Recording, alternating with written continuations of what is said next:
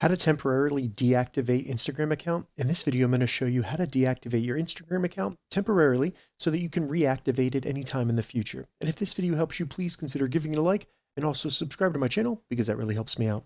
So to get started, open up the Instagram app, navigate to your Instagram profile, then select the three lines in the top right of the app to open up the settings. Once in the settings, at the very top, select Account Center.